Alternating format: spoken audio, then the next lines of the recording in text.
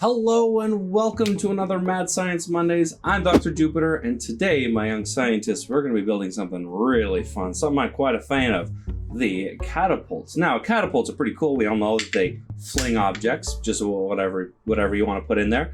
Catapult is functionally just a lever. A lever is any object that is a bar that sits on a fulcrum. You might think of like a weight scale or a seesaw.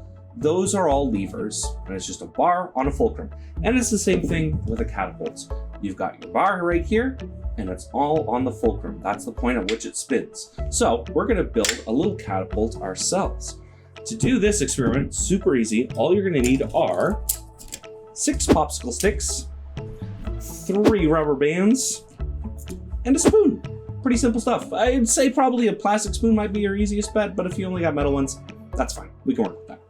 So start by taking all but 1 of your popsicle sticks, take those first 5, and 2 of your elastics. And what you're gonna wanna do is just get those popsicle sticks to stay together. That's all you really have to do. Pretty simple stuff.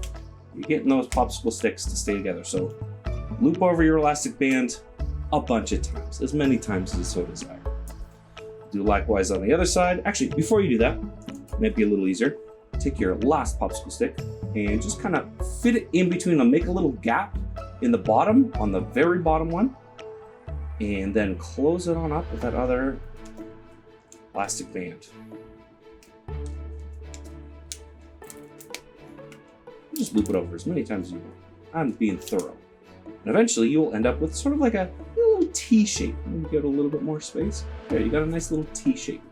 Now, on the short end of the T-shape, the kind of the top part of the T-shape, you want to take your spoon and just stick it on the top, kind of like at the end of that popsicle stick in, just like you did before with the other popsicle sticks.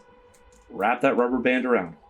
Now, what we're doing here is we are using that top like T-bar of the T, the big bar that goes across. That is the fulcrum of our lever. And our spoon is the bar of our lever. It's the actual lever part of our lever. And that elastic band is holding in place, and when we pull it back, it stores potential energy in the spoon, and then boom, off it goes. Now, the cool thing about this experiment is you can try different ways of moving the fulcrum either forward or backwards, and it'll change how it fires your projectile. So you can use whatever you want for projectiles. I've got a huge bag of colored googly eyes. I'm gonna use those because they're funny looking. So I'm gonna set up my little guy right here. I'm gonna pull it back and pretty fun stuff. All right, you try it out for yourself. Try different experiments with moving the fulcrum point back and forward. See if it changes how far it goes, how high it goes, and put all that stuff, cool stuff down in the description below. And I'm looking forward to reading it, and I'll see you all next week for another Mad Science Monday. See y'all later.